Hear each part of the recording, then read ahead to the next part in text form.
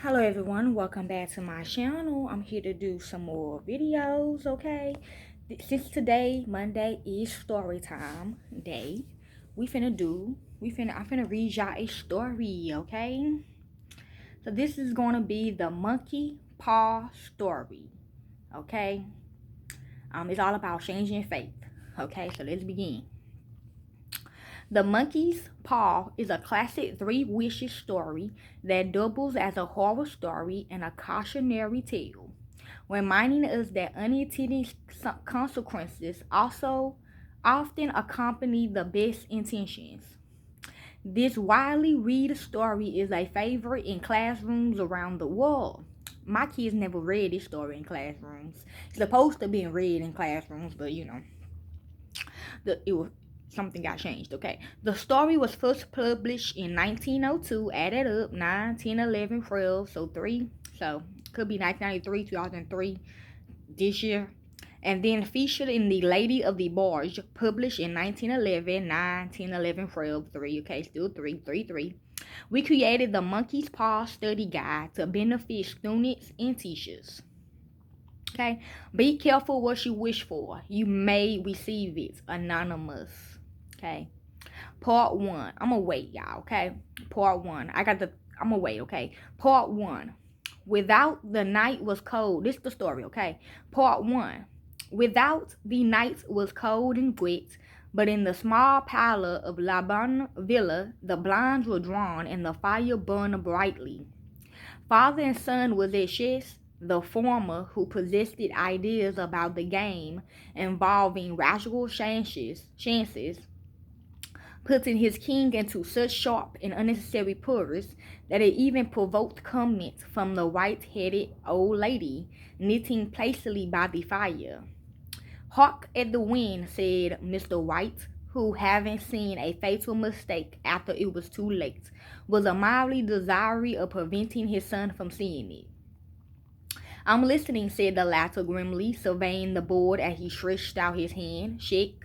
I should heartily think that he comes tonight," said his father with his hand poised over the board. "Mate," replied the son, "that's the worst of living so far out," bawled Mr. White with sudden and unlooked-for violence. "Of all the beastly slushy out of the way places to live in, this is the worst." I did not read it. "Perhaps a bog and the roads a torrent. I don't know what people are thinking about. I suppose because only 2 houses in the road are left, they think it doesn't matter." "Never mind, dear," said his wife soothingly. "Perhaps you'll win the next one." Mr. White looked up sharply, just in time to intercept a knowing glance between mother and son. The words died away on his lips, and he hid a guilty grin in his thin gray beard. "There he is," said Herbert White, as the gates banged loudly, and heavy footsteps came towards the door. The old man rose with hospitable haste and opened the door, were heard condoling with the new arrival. The new arrival also condoled with himself, so that Mrs. White said "tut tut" and coughed gently as her husband entered the room, followed by a tall, burly man, beady of eyes and rubicund of visage. Yes, y'all gonna do an essay on this, okay? I'm not though. Sergeant Major Morris, he said, introducing him. I'm reading it to y'all, so this my essay. The sergeant major took hands and, taking the prophet's seat by the fire, watched continually as his host got out whiskey and tumblers and stood a small copper kettle on the fire. At the third glass his eyes got brighter, and he began to talk. The little family circle regarding with eager interest this visitor from distant parts, as he squared his broad shoulders in the shed and spoke of wild scenes and doughty deeds, of war and plagues and strange peoples. 21 years of it, said Mr. White, nodding at his wife and son. "When he went away he was slipped of a youth in the warehouse. Now look at him. He don't look to have taken much harm," said Miss White politely. "I like to go to India myself," said the old man, "just to look around a bit, you know." Better where you are, said the sergeant major, shaking his head. He put down the empty glass and sighing softly shook it again. I should like to see those temples and fairs and jugglers, said the old man. What was that you started telling me the other day about a monkey's paw or something, Morris? Nothing, said the soldier hastily. Leastways, nothing worth hearing. Monkey paws, said Miss White curiously. Well, it's just a bit of what you might call magic, perhaps, said the sergeant major offhandedly. His three listeners leaned forward eagerly. The visitor absent-mindedly put his empty glass to his lips and then set it down again. His host filled it for him again. To look at, said the sergeant major, fumbling in his pocket, is just an ordinary little paw, dried to a mummy. He took something out of his pocket. The ones that been watching me, they know what I'm talking about. He took something out of his pocket and pulled off it. Miss White drew back with a grimace, but her son, taking it, examined it curiously. And what is that special about it? Inquired Mr. White as he took it from his son and, having examined it, placed it upon the table. It had a spell put on it by an old fakir, said the sergeant major, a very holy man. He wanted to show that fate ruled people's lives, and that those who interfered with it did so to their sorrow. He put a spell on it so that 3 separate men could each have 3 wishes from it. His manners were so impressive that his hearers was conscious that their light laughter had jarred somewhat. Well, why don't you have 3, sir? Said Herbert White cleverly. The soldier regarded him the way that Middle Ages want to regard this youth I have. He said quietly, and his blotchy face whitening. And did you really have the 3 wishes granted? Asked Miss White. I did, said the sergeant major, and his glass taped against his strong teeth. And has anybody else wished? Persisted the old lady. The first man had 3 wishes. Yes, was the reply. I don't know what the first 2 were, but the third was for death. That's how I got the paw. His tones were so grave that a hush fell upon the group. If you had your 3 wishes, it's no good to you now then, Morris, said the old man at last. What do you keep it for? The soldier shook his head. Fancy, I suppose, he said slowly. I did have some idea of selling it, but I don't think I will. Remind me of Hellraiser the movie, the box. It had caused me enough mischief already. Besides, people won't buy. They think it's a fairy tale. Some of them, and those who do think anything of it, want to cry it first and pay me afterwards.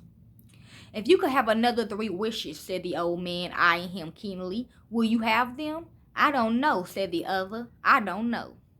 He took the paw, and dangling it between his forefinger and thumb, suddenly threw it upon the fire. White, with a slightly cry, stooped down and snatched it off. Better let it burn, said the soldier solemnly. If you don't want it, Morris, said the other, give it to me. I won't, said his friend doggedly. I threw it on the fire. If you keep it, don't blame me for what happens. Pitch it on the fire like a sensible man. The other shook his head and examined his possession closely. How do you do it? He inquired. Hold it up in your right hand and wish aloud, said the sergeant major, but I warned you of the consequences. Sounds like the Abraham Nights, said Miss White as she rose and began to set the supper. Don't you think you might wish for 4 pairs of hands for me? Her husband threw the talismans from his pocket, and all 3 burst into laughter as the sergeant major, with a look of alarm on his face, caught him by the arm. If you must wish, he said gruffly, wish for something sensible. Mr. White dropped it back in his pocket and, placing chairs, motioned his friend to the table. In the business of supper, the talisman were partly forgotten, and afterwards the 3 sat listening in an enthralled fashion to a second installment of the soldier's adventures in India. Now the power it just came to me, as you seen how it just came to me, but I'm gonna go ahead and give it to the real God up there in heaven so he can wish for something, because I feel like I'm not gonna say it right, you know what I'm saying? I'm going to tell y'all what else I feel at the end of the story. If the tale about the monkey's paw is not more fruitful than those who have been telling us, yes, Josh, just keep it safe for me, please, said Herbert as the door closed behind their guests. Yes, we're going to do it together. Just in time to catch the last train, we shan't make much out of it. Did you give anything for it, father? Inquired Miss White, regarding her husband closely. A wife, said he, coloring slightly. He didn't want it, but I made him take it, and he pressed me again to throw it away. Likely, said Herbert, with pretended horror. Why are we going to be rich and famous and happy? Wish to be an emperor, father, to begin with. Then you can't be henpecked. He darted around the table, pursued by the malign Miss Wright, armed with an antimacassar. Mr. White took the paw from his pocket and eyed it dubiously. I don't know what to wish for, and that's a fact, he said slowly. It seems to me I got all I want. If you only cleared the house, you'd be quite happy, wouldn't you? Said Herbert with his hand on his shoulder. Well, wish for £200 then. That just do it. His father, smiling shamefully at his own credulity, held up the talisman as his son, with a solemn face somewhat mailed by the wink at his mother, sat down and struck a few impressive chords. I wish for £200, said the old man distantly. A fine crash from the piano greeted his words, interrupted by a shuddering cry from the old man. His wife and son ran toward him. It moved, he cried with a glance of disgust at the object as it lay on the floor. As I wished, it twisted in my hand like a snake. Well, I don't see the money, said his son as he picked it up and placed it on the table, and I bet I never shall. It must have been your fancy, father, said his wife, regarding him anxiously. He shook his head. Never mind, though. There's no harm done, but it gave me a shock all the same. They sat down by the fire again while the two men finished their pipes. Outside, the wind was higher than ever, and the old man started nervously at the sound of a door banging upstairs. A silent, unusual, and depressing settled on all three, which lasted until the old couple rose to retire for the rest of the night. I expect you to find the cash tied up in a big bag in the middle of your bed, said Herbert, and he bade them good night. And something horrible squatting on top of your wardrobe, watching you as you pocket your ill-gotten gains. He sat alone in the darkness, gazing at the dying fire and seeing faces in it.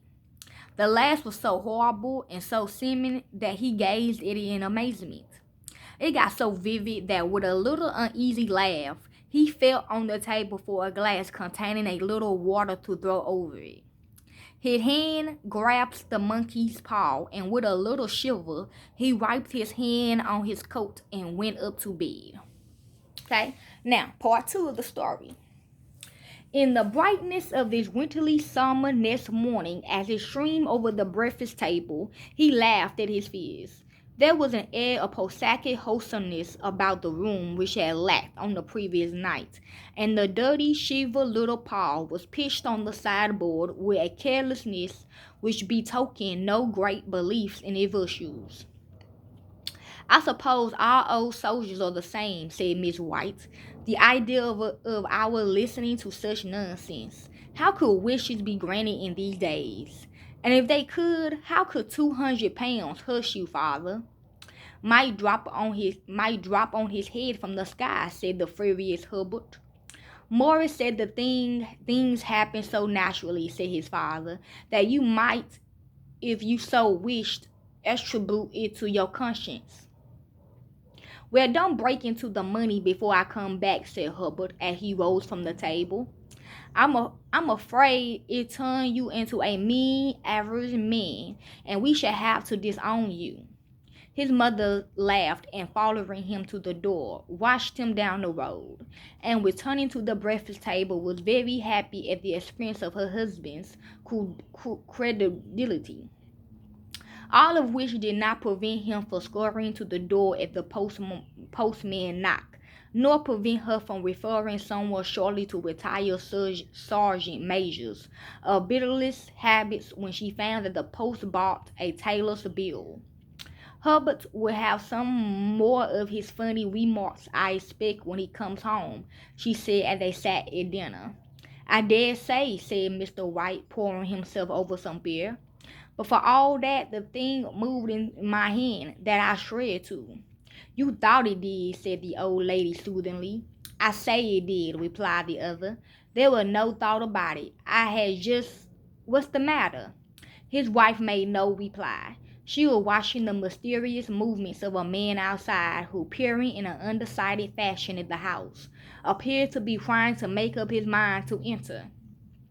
In mental connection with the 200 pounds, she noticed that the stranger was well dressed and wore a silk hat of glossy newness.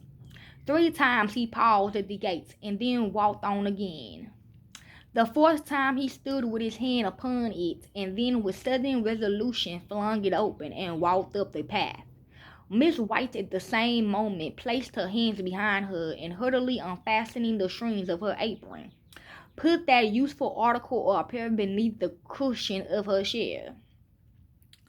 She brought the stranger, who seemed ill at ease, into the room.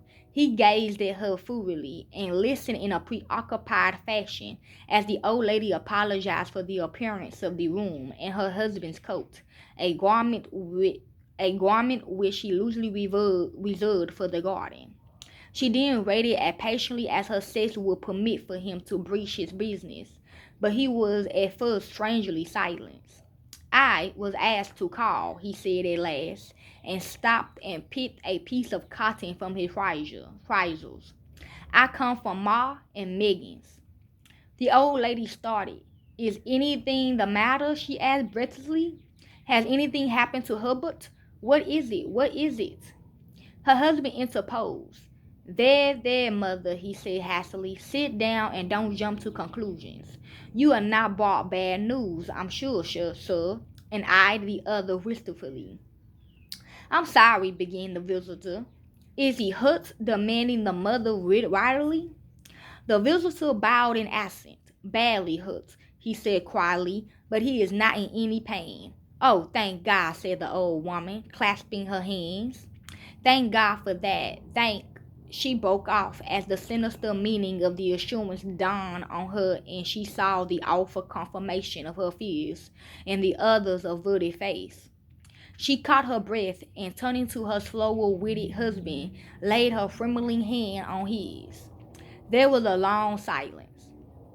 He was caught in the machinery, said the visitor at length in a low voice. Caught in the machinery? Repeated Mr. White in a dazed fashion. Yes.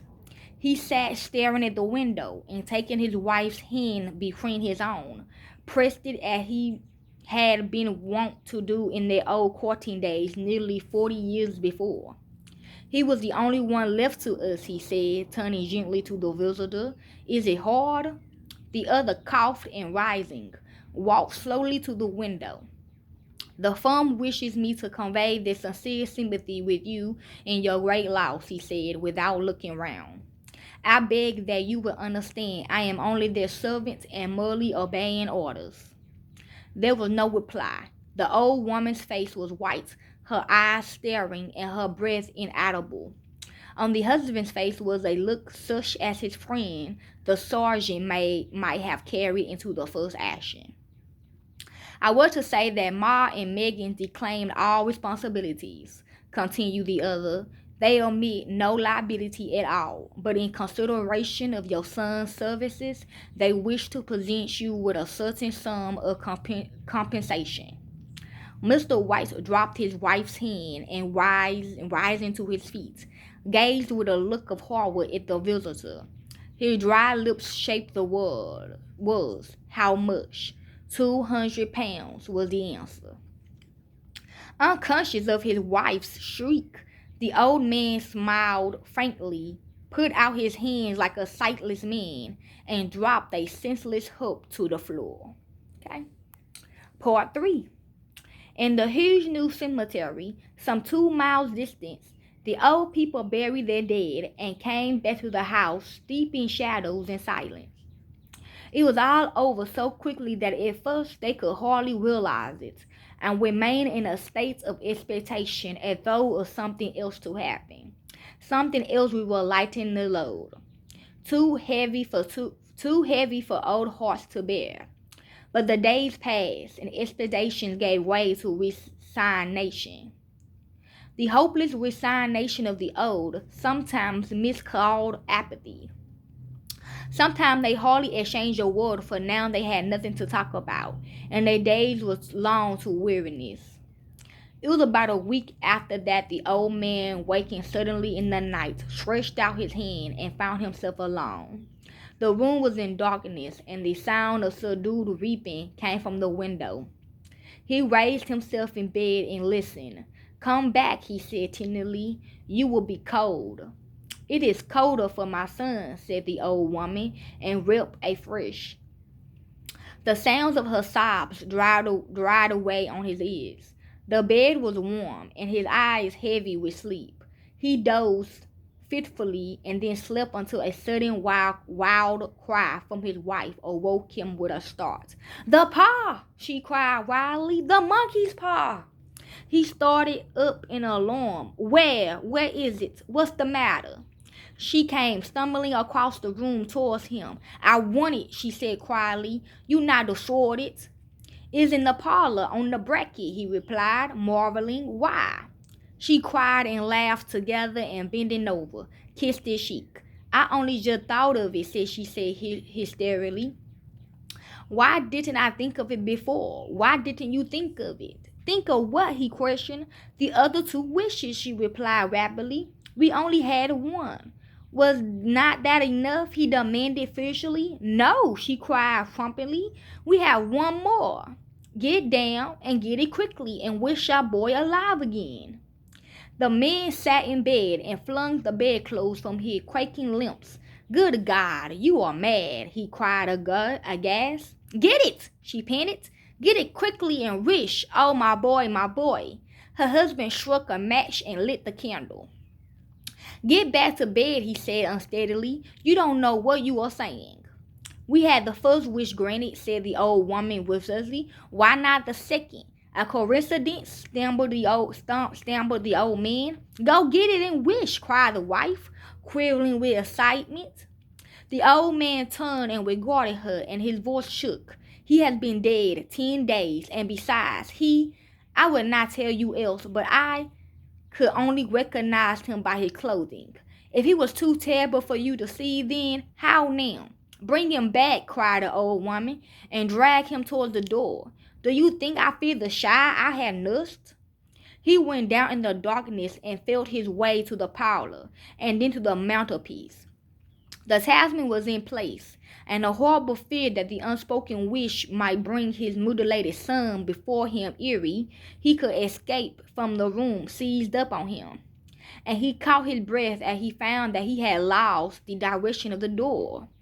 His brow cold and strict, he felt his way around the table and groped along the wall until he found himself in the small passage with the unwholesome thing in his hand.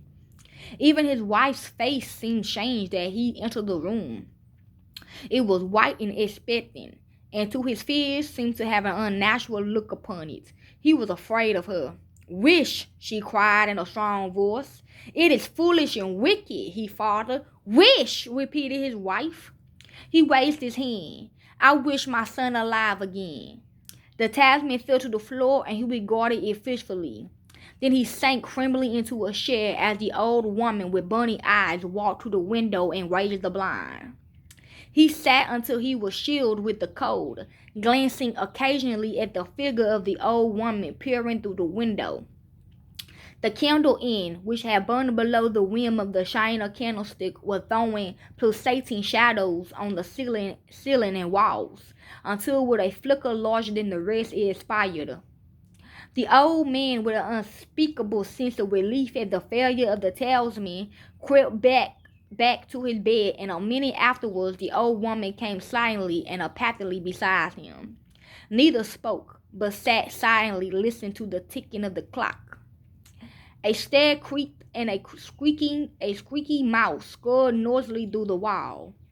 The darkness was oppressive, and after lying for some time, screwing up his courage, he took the box of matches and striking one, went downstairs for a candle.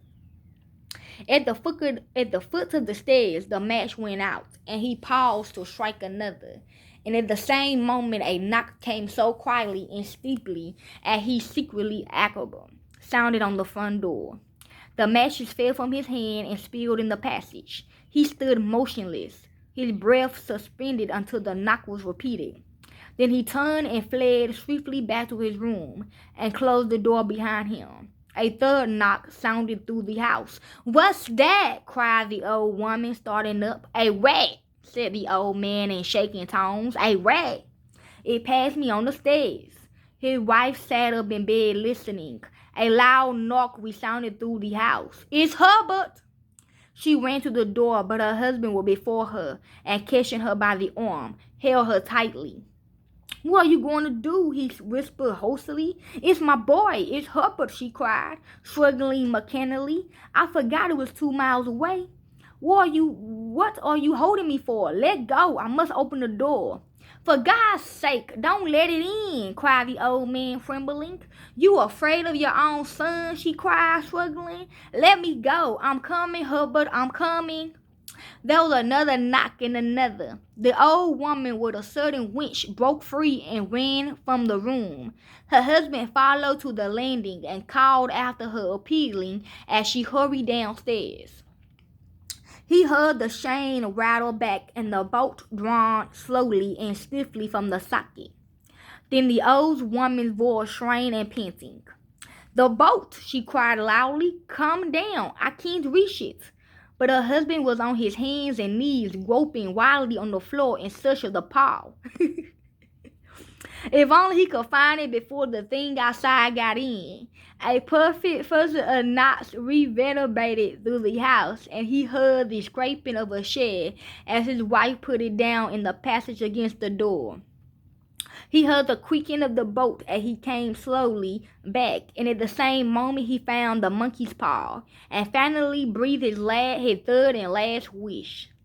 The knocking ceased suddenly, although the echoes of it were still in the house.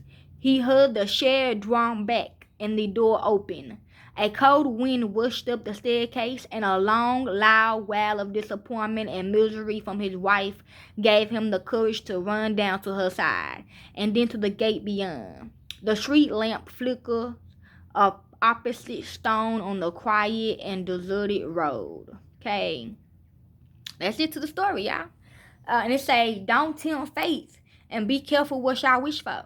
Okay, and I asked this question: why was the monkey's paw cursed? An old fakir placed a spell on the paw so that it would grant 3 wishes, but only with hellish consequences as punishment for tampering with fate. Morris, having had a horrible experience losing the paw, throws it into the fire, but the skeptical Mr. Rice retrieves it. Okay, now look, this is what I got. Also, what Gina Shanice did was the second fucking wish to the monkey paw. Okay? We only got one more wish on this monkey paw. That's why I told y'all I'm gonna go ahead and give it to the real one. It's passed on to me now. But I don't know how to, I know what I want to wish for. Okay? But I don't know. I want a real one to do it. I feel like it's better for him to do it, because he probably know what to say. Me, I don't know what to say. I don't know what to say. I know what to say, but I feel like it's not gonna come out right. You know what I'm saying? So I'm kind of skeptical about it. But I just gave the monkey paw to the real one, to the real Jai, to the real God, okay? The real creator. And we gonna wait, okay? So yes, Gina, she wished on it first. She passed it to Shanice, and she made a wish. Why? Both of my daughters in the machine. And now me,